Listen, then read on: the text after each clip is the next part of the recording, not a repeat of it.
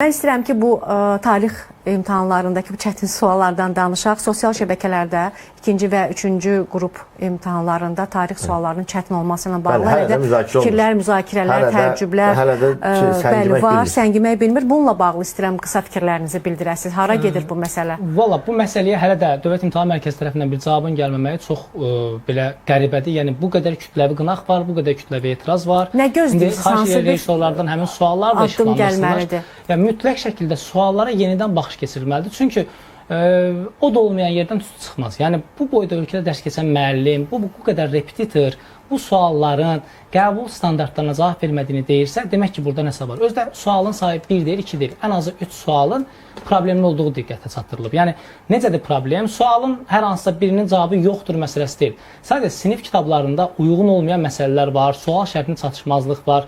Tarix bir sual 4.54 bal verir ortalama hardasa. 3-cü qrupdan söhbət gedir.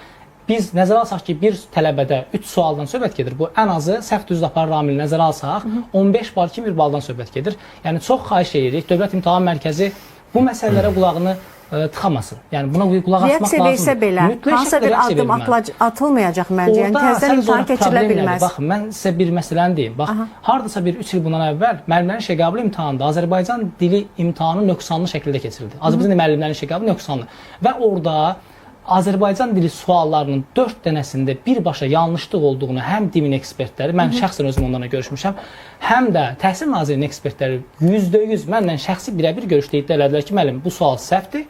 Sadəcə olaraq bu sualın səhv olduğunu biz ictimaiyyətə açıqlaya bilmərik. Yəni ona görə də sualların cəmi bir dənəsini səhv olaraq verdilər.